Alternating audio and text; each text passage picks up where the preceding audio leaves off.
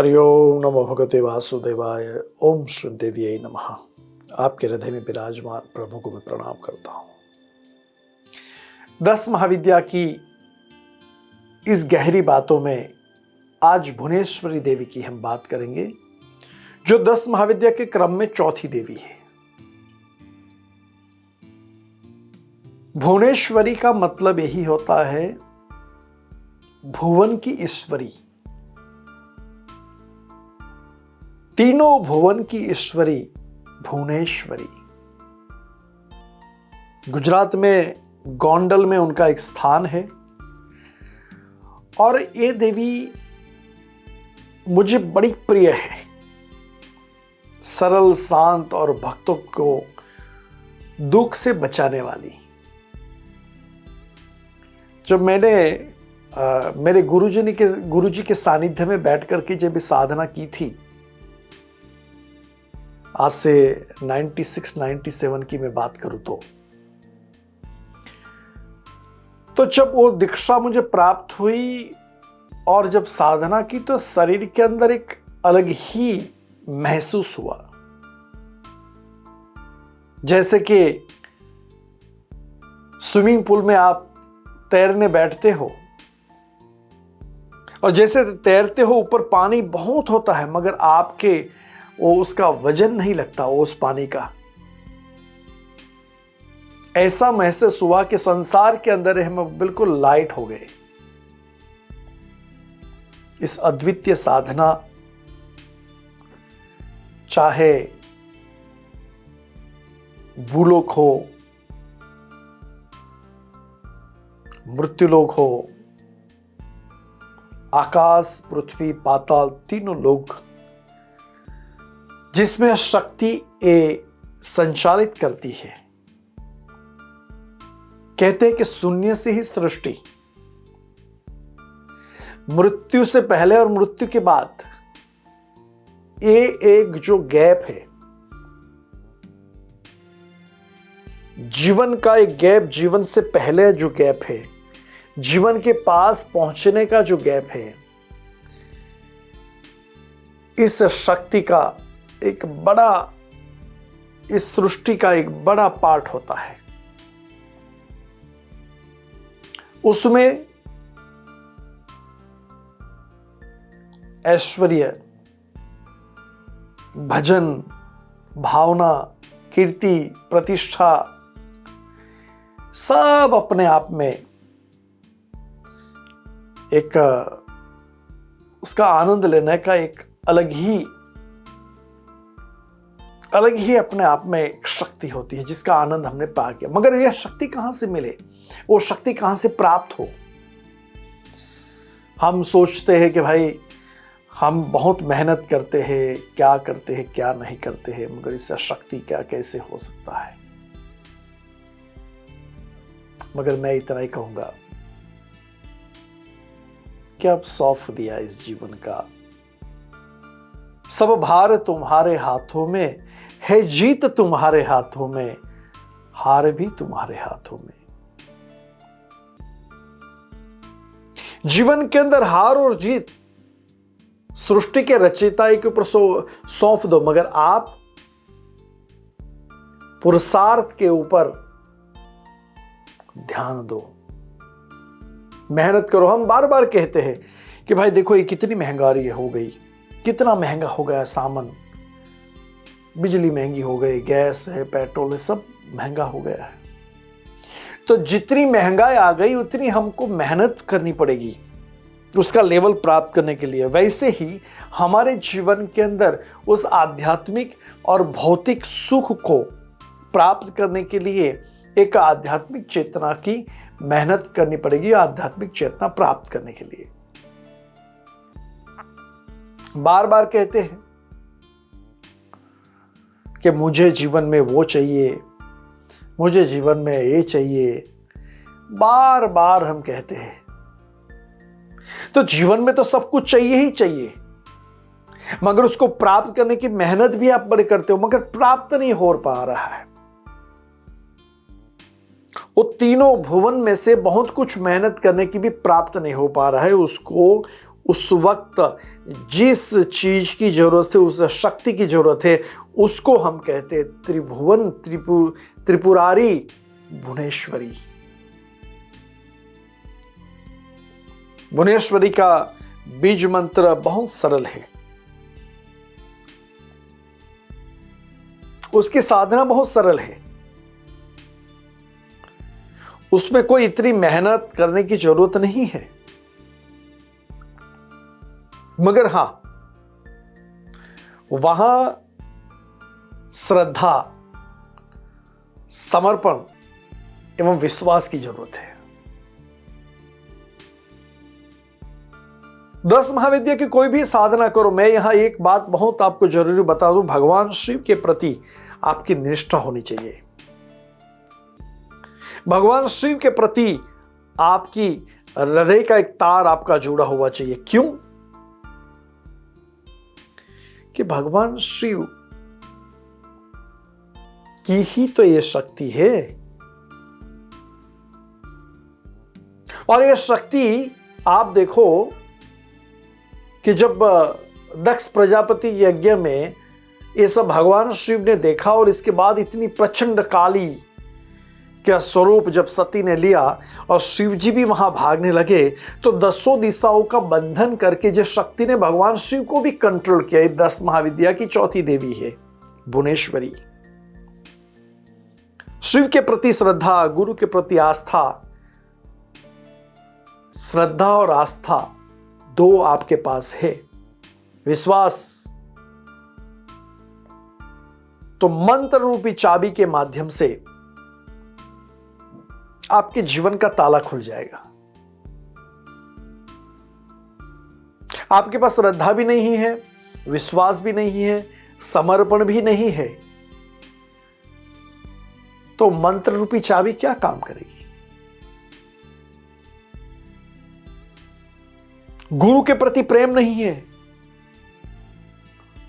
आजकल तो बहुत कुछ कहानियां और बातें करते हैं, आती है, सब कुछ है, मगर जहां से ज्ञान मिल रहा है, पुस्तक का ज्ञान के लिए कोई दैविक शक्ति की जरूरत नहीं होती है। वो तो स्कूल यूनिवर्सिटी में जाओ, पढ़ो और आपका सर्टिफिकेट आ गया, वो भी बड़ी मेहनत है और सबको नहीं प्राप्त होता है। तो उससे भी 1000 गुनी मेहनत और दिव्य शक्ति के साथ खेलने की बात है। तो वहां उस गुरु के प्रति श्रद्धा नहीं है, उस गुरु के प्रति प्रेम नहीं है, उस गुरु के प्रति विश्वास नहीं है, तो आपका कोई भी मंत्र कार्य नहीं करेगा। आज मैं यहां बैठा हूं तो मेरे गुरु के प्रति निष्ठा है, गुरु के प्रति एक समर्पण की भावना है, गुरु के प्रति विश्वास है। मुझे पता है कि मेरे गुरु मेरे साथ है, मुझे पता है कि मेरे गुरु हर वक्त, हर पल, हर क्षण मुझे मार्गदर्शन करते रहते हैं। उस मार्गदर्शन के माध्यम से मेरे जीवन की गाड़ी में चलाते रहता हूं। मैं वही चीज मैं आपको बताना जा रहा हूं कि संघर्ष जो है, मानव जीवन का संघर्ष, उसमें भगवती 10 महाविद्या की भुवनेश्वरी शक्ति का कुछ बीज आपको प्राप्त हो जाए, तो तीनों भवनों की एनर्जी आपके साथ चलेगी। यहां एक स्फटिक माला हो। देखो, मैं ये जो प्रयोग बता रहा हूं, जैसे कि एक कुक आपको बता रहा है कि भाई आपको कुछ नई नई चीज खानी है, तो नई नई चीज आपको चाहिए। वहां आप अगर नहीं भी लोगे तो वो टेस्ट नहीं मिलेगा। आप तो खा तो सकते हो, आपके पास गेहूं का आटा है तो उसमें पराठा भी बना सकते हो, रोटी भी बना सकते हो, अन्य चीज भी बना सकते हो, मगर उसकी क्रिया प्रक्रिया अलग अलग होती है। फिर आप कहोगे कि गुरुजी मुझे पराठा खाना है मगर मेरे पास गेहूं का आटा नहीं है, तो पराठा बन ही नहीं सकता। तो फिर आटे में जो भी आटा है उसको पानी मिला करके मिर्ची मसाला डाल के पी जाओ। मगर उस चीज को प्राप्त करना है, उस पराठा ही खाना, तो गेहूं का आटा चाहिए, घी चाहिए, तेल चाहिए, आपको गैस कुकर चाहिए, सब कुछ चाहिए। भुवनेश्वरी शक्ति की आराधना प्रार्थना करने से भी प्राप्त हो सकती है। हे देवी मेरा कल्याण करो, ऐसी प्रार्थना करने के माध्यम से भी आपका तो कल्याण हो सकता है। मगर उस देवी की शक्ति प्राप्त करनी है, उस देवी की शक्ति और आपकी शक्ति का एक दोनों का समन्वय करना है, तो आपके पास साधन होना जरूरी है। नहीं साधन भी होगा तो कोई प्रॉब्लम नहीं। यहां प्रामाणिक रूप से स्फटिक की माला या सफेद हकीक की माला शास्त्रों में बताई गई है, वर्णन बताया गया है। और उसके साथ एक 4 मुखी रुद्राक्ष और एक 10 मुखी रुद्राक्ष। यहां आपके पास 4 मुखी के 2 रुद्राक्ष होने चाहिए और 10 मुखी के 1 रुद्राक्ष होने चाहिए। यानी कि जो 4 मुखी और 2 4 मुखी के रुद्राक्ष के बीच में एक 10 मुखी का रुद्राक्ष होना चाहिए। और इस रुद्राक्ष की एक धागे में लाल कलर का धागा हो या तो पीले कलर का धागा हो, उसमें ये तीनों रुद्राक्ष रख देने हैं। यानी कि 4 मुखी रुद्राक्ष के बीच में 10 मुखी एक तीनों का संयोग होना चाहिए। उसको लेकर के धारण करें। और ये प्रयोग है जीवन में पूर्णता और ऐश्वर्यता प्राप्त करने के लिए भुवनेश्वरी शक्ति की साधना का एक विशिष्ट प्रयोग है। गले में धारण करें या उसके बाद सामने घी का दिया लगा दे। उस भगवती भुवनेश्वरी की साधना में बीज मंत्र है सिर्फ ह्रीम। ह्रीम बीज मंत्र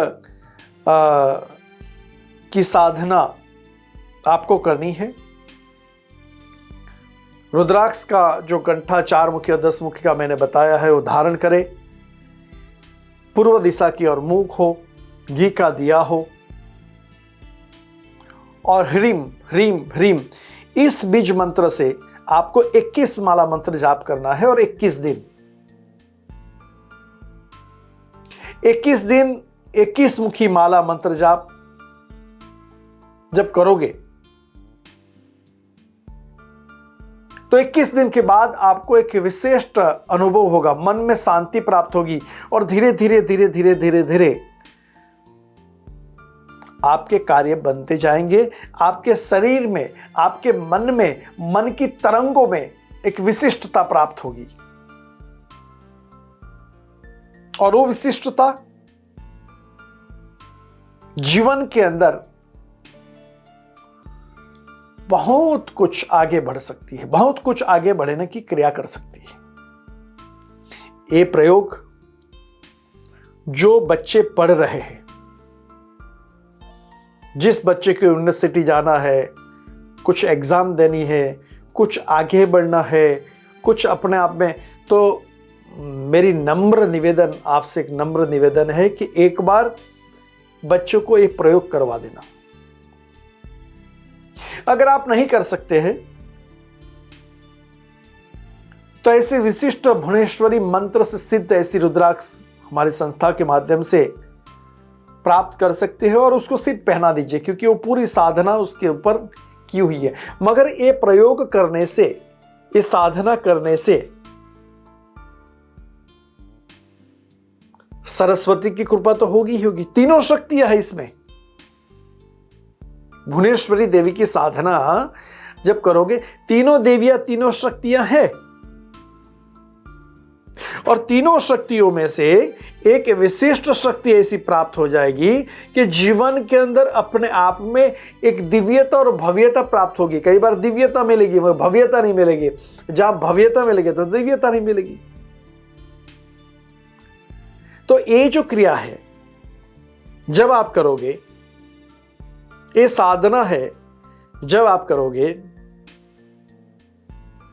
तो अपने आप में एक विशिष्टता परिवार के अंदर प्राप्त होगी।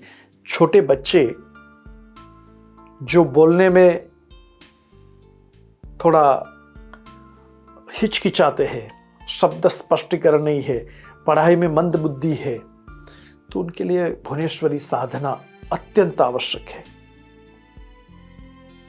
और ये भुवनेश्वरी साधना बीजोक्त मंत्र की साधना है, यानी कि उसका मंत्र सीधा ह्रीम, सिर्फ ह्रीम ह्रीम ह्रीम ह्रीम, इस मंत्र का उच्चारण भी आप करोगे ना तो कार्य सिद्धि बनेगी। इस मंत्र को आगे भी बढ़ाओगे ना, कार्य सिद्धि बढ़ेगी। जीवन के अंदर